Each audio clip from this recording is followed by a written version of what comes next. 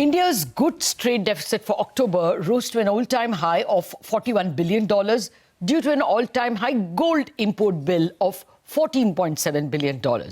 Also, another problem, goods exports were down year-on-year by 11.8% and exports to the US were down 8.6% because of the tariffs.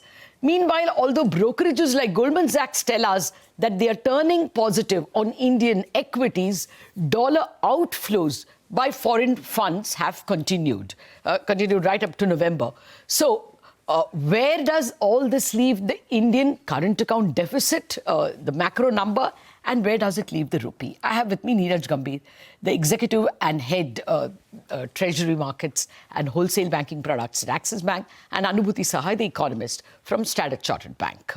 Neeraj, Anubhuti, thank you very much indeed for your time. Anubhuti, first you parse the numbers for us. Given this kind of a trade deficit of 41 billion, even if we include the services surplus, it's still an all-time high monthly deficit. Have you changed your current account deficit for the full year?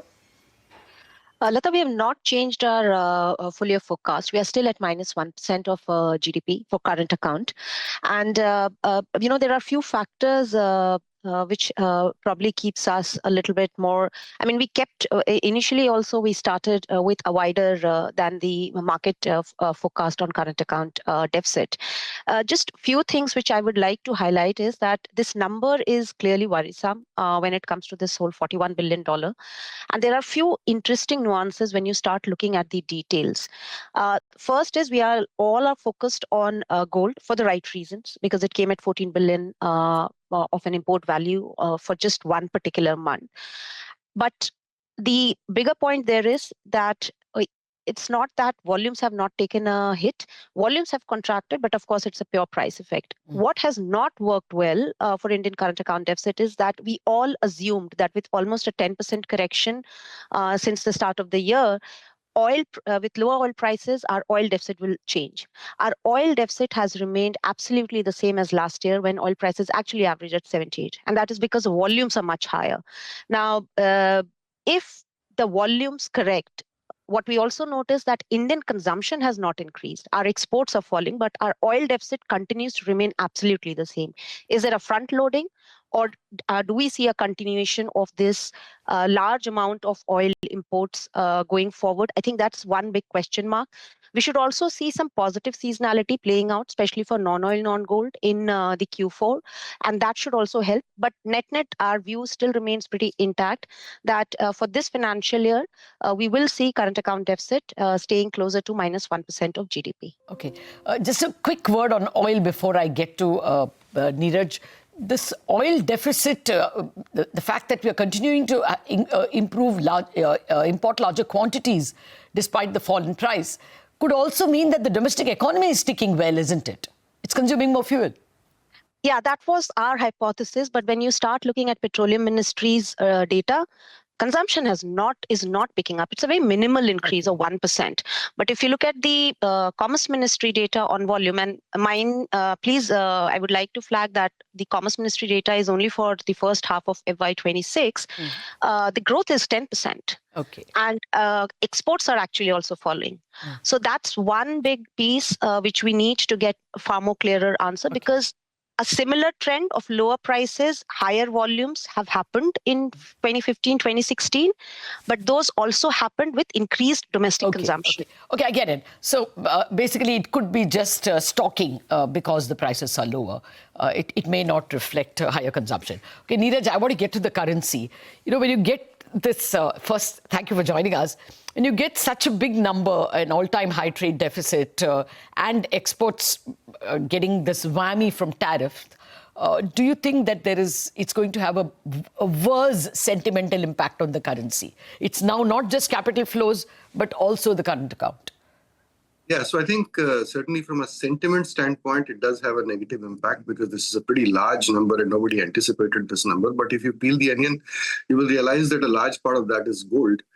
And that's the household purchases of the gold during festival season, despite the high prices. So it's not necessarily a consumption-driven, in that sense, expansion of the current account. Although overall, it seems like the economy is doing very well as compared to expectations. In fact, our economics team has upgraded their forecast for this year's GDP to 7.2% as against 6.7%. So clearly, the underlying momentum in the economy seems to be much better than what was estimated earlier.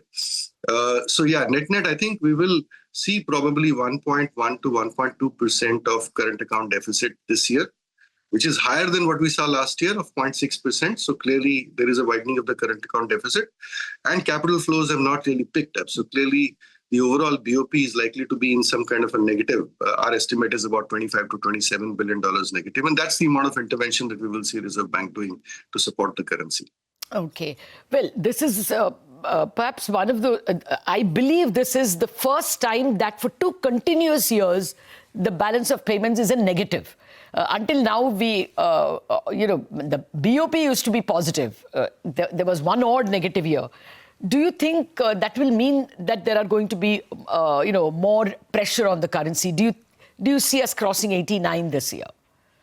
I think that's highly likely. The pressure on the currency is quite visible in terms of underlying flows and the underlying balance of payment trends. There is no respite as far as the FPI flows are concerned. I think equity continues to be significantly negative, although fixed income has turned around. And we're seeing some positive flows on the fixed income side. But net, the FPI flows are continuing to be negative. FDI flows are weak. So I think that weak equation of the capital account is showing up in terms of the, the sentiment and the momentum around the currency. We are continuing to see Reserve Bank actively intervene in the market and make sure that the rupee does not appreciate too much. But the weakening bias is there. Okay. What's the estimate in stand chart, Anubhuti? You have a worse than expected current account deficit. 1% is not by itself bad, but most people are moving the needle from probably 0.7, 0.8 towards 1. Those who are at 1 have moved to 1.1 or 1.2% current account deficit. The delta is negative for the rupee, and the FPI remain in outflow mode. So what's the in-house assessment of the currency? Our in-house view is that rupee is likely to trade in the range of 87 to 90. I mean, going towards 87 in our view is probably is likely to be driven more by any news flow around a trade deal. But even if we see some strengthening in rupee, our view is that it should be faded because RBI would start accumulating FX reserves and those levels won't be sustainable. At the same time, our view is that 90 won't be broken because RBI has enough FX reserves and they're likely to defend the currency depending, based on what we have seen in the last couple of months. And going forward, especially in the March quarter, we are also likely to see some improvement in inflows. This is the broad range in which we are looking, the broad range for rupee. But Anubhuti, 90, we haven't yet crossed 89. Of course, the cheer in the market is that if the trade deal is announced, I mean, it looked like it'll be November. Now, the hope is getting pushed to December or Jan. But the market is not hopeless or, is not in despair about the trade deal. If that happens, you don't see 89 itself not getting broken. Completely agree, Latha. So 90, because that's what I said. We are talking about the two extremes. 87 if the trade deal gets done, 90 if the trade deal news doesn't fructify. Okay. So that's the two extreme scenario. If we focus on a margin forecast, we are at 88. Okay, at 88. Neeraj, what's your sense in terms of the trade deal and what it might do to the currency? And how does all this impact the Reserve Bank on December 5th when they meet for the policy? So as far as the trade deal is concerned, timing is quite uncertain. Depending upon when it gets announced, I think there can be an implication on the rupee. Obviously, it will be positive for the rupee from a sentiment standpoint, although there will be this question mark as to, when, it's a very volatile in that sense when things can potentially change. I would also overlay what happens to dollar in the intervening period, given the fact that the market is now reassessing the extent of Fed cuts that are likely to happen and the change at Fed that is likely to happen by December. So all of these factors will actually determine, in some senses, the broader currency market movements, particularly some strengthening in dollar is also possible. So while you may have a trade deal on the one hand, you may have a countervailing balance in the sense of dollar kind of strengthening. So I think that's kind of So what would your range be, Neeraj? Very similar to what Anubhuti has said. I think it's like a little wide at the moment. 90 if things don't go on the trade deal side positively, and 87 potentially we could see. But I would also expect, pretty much like what Anubhuti said, the Reserve Bank to be in the market to cover their shorts and make sure that the reserves are fulfilled if there is too much positivity in that sense. Okay. I would keep an eye on what happens to Chinese yuan. I mean, our trade deficit with China is actually now bloated all the way up to about $135 billion for the year, right? Yes. So we do need to make sure that if yuan was to sort of weaken, then rupee needs to weaken a little bit more. Yuan was strengthening, actually. It has started weakening a little bit now.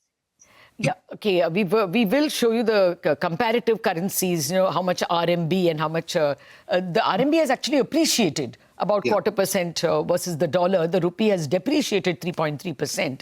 So at least we are moving in the right direction. Very quickly, RBI, do you think this worries them at all? We get a cut because of inflation, Neeraj? It is a bit of a worry, but I think the inflation trends are far more important at the moment. We have seen a pretty significant positive surprise on the inflation side. I mean, if you strip away the gold price movements, the CPI overall would be in the negative territory right now. Okay. So that does open up a space, and I think the probability of a rate cut in December is pretty high. Okay. You get only a monosyllabic time, Anubhuti. Rate cut or no? No. No rate cut. Okay. That's Not a divided house. Divided house here. But the range of the rupee can be as bad as 90 if the trade deal news doesn't come in. One hopes, of course, it will come in. Thank you very much, Neeraj and Anubhuti, for joining us and parsing the impact of the trade deficit data for October. That's it on this edition of Bazaar. Stay tuned. Chartbusters coming up.